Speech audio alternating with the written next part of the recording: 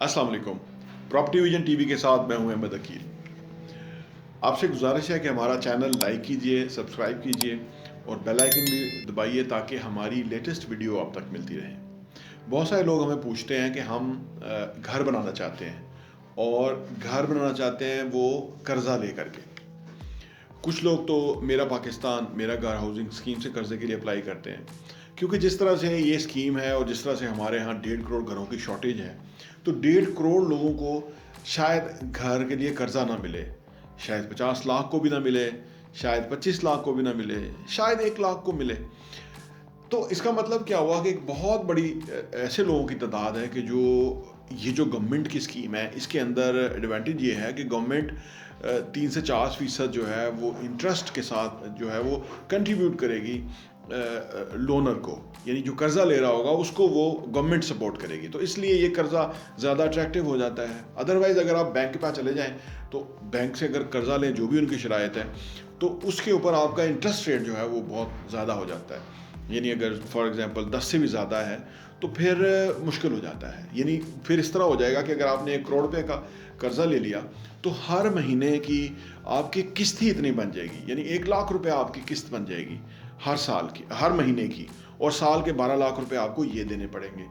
इसमें वो लोग कि जिनकी आमदनी महदूद है या 2 लाख या 1.5 लाख रुपए आमदनी है, उनके लिए बड़ा मसला बन जाएगा, क्योंकि ये जो कर्ज़ा वो ले लेंगे और घर ले लेंगे और उसके 20 साल तक वो ये कर्ज़ा देते रहेंगे। अदरवाइज़ तो शायद वो 20-25 हज़ार वाले घर में रह रहे थे किराए के ऊपर, लेकिन अब उनको 1 लाख रुपया जो है ना मंथली किस्त देनी पड़ेगी और उसके अलावा उनके अपने अखराजात और वो भी होगा, तो ये उनके लिए बड़ा मुश्किल हो जाएगा। इसलिए मैं ज़्यादातर लोगों को कर्ज़े के ऊपर घर लेने की ज़्यादा नहीं कहता। यानी या तो आपके पास इतनी आमदनी है, रेगुलर आमदनी है कि उसके पास 5 लाख रुपए आपके पास आमदनी है, 1 लाख रुपया कर्ज़े की किस्त भी चली जाए तो 4 लाख रुपए आपके पास फिर भी है, आप अपनी फैमिली के लिए कोई मसाइल नहीं आएंगे, आप रेगुलर चलते रहेंगे। लेकिन अगर आपकी आमदनी महदूद है, लिमिटेड है, और कर्ज़े की जो किस्त है, जो सूद है, वो आपको देना पड़ेगा और वो आपको बहुत महंगा पड़ जाएगा। यानी आपने 1 करोड़ रुपये लिया, मे बी आपको 1.5 से 2 करोड़ या 2.25 करोड़ रुपये आपको बैंक को सूद देना पड़ेगा।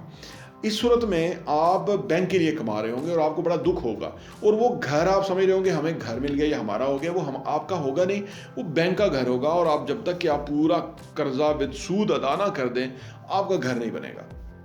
तो मैं ज़्यादा लोगों को इस वाले कर्जे, होम लोन की वाले में नहीं कहता कि वो इस कर्जे पे घर बनाए। मैं उनको ये कहता हूँ कि वो अपनी आमदनी को प्लान करके कोशिश करें कि पहली फुर्सत के अंदर, चाहे 2-3 साल लग जाएं, किसी तरह प्लॉट ले लें।